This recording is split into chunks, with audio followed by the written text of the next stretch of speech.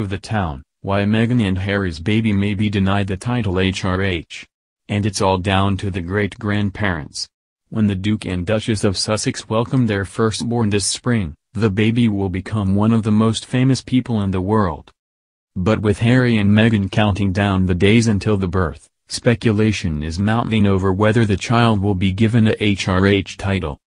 I can reveal that the excited parents-to-be have not yet been given permission by the Queen for their children to be styled as His or Her Royal Highness. Due to a declaration by King George V more than a century ago, only the eldest son of the Prince of Wales is entitled to the honor. Any other great-grandchildren of the monarch have to be granted titles. In December 2012, using letters patent, a method by which the sovereign can give orders without involving Parliament, the Queen announced that all of William and Kate's children would be HRH, not just the eldest son. But with just weeks until the birth of Harry and Meghan's first child, the couple have not yet received such a decree. One of the most likely reasons is that Harry, 34, has been outspoken in the past about wanting his children to live a normal life. The prince said in 2017, "I am determined to have a relatively normal life, and if I am lucky enough to have children they can have one too. We don't want to be just a bunch of celebrities but instead use our role for good." It is also understood that Prince Charles wants a smaller royal family. Charles might have decided only the children of his eldest son are to be HRH, a royal source says. If the Sussexes have a son, the boy will have the surname Mountbatten-Windsor and be known as the Earl of Dumbarton, the Duke of Sussex's secondary Scottish title. A daughter will be Lady Mountbatten-Windsor. Princess Anne's children Peter and Zara were not automatically given a HRH. Despite the Queen offering to give them the title, Anne and her then-husband Mark Phillips declined. Ewan McGregor may want to avert his gaze now.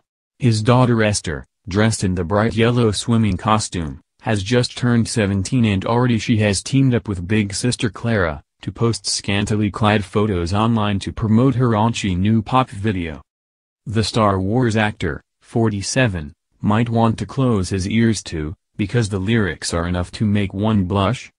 "I love it when your fingers touch my waist. Your fingers linger when you stroke my face," she trills. A funny friendship for Fergie. I've witnessed some strange show business friendships over the years, but few quite as unlikely as the one between Sarah Ferguson and Zoolander star Ben Stiller. The pair are thought to have met through the charity Brilliant is Beautiful, which provides scholarships to young girls. They got together at an event for the charity in Dubai last month. Sadly, despite them both being single, I'm assured there is no romance on the cards. Meanwhile, Fergie, 59, has set up a production company to make historical dramas based on women. The Duke and Duchess of Sussex's baby, expected in spring 2019, will not be a prince nor a princess unless the Queen steps in. King George V, Harry's great-great-grandfather, limited titles within the royal family in 1917. This means Harry and Meghan's firstborn, as a great-grandchild of the Queen, is too far down the line of succession to be an HRH. The baby will be 7th in the line, pushing Princess Eugenie, wed on Friday, to 10th. George V declared that, the grandchildren of the sons of any such sovereign in the direct male line, save only the eldest living son of the Prince of Wales, shall have and enjoy in all occasions the style and title enjoyed by the children of dukes of these our realms. The eldest son and heir apparent of a duke can use one of his father's lesser-grade peerage titles by courtesy, according to Debreds. So a first son of Harry's would become Earl of Dumbarton, one of the subsidiary titles Harry received from the Queen on the morning of his wedding. A daughter would be Lady, first name, Mountbatten-Windsor, and any subsequent sons Lord, first name, Mountbatten-Windsor.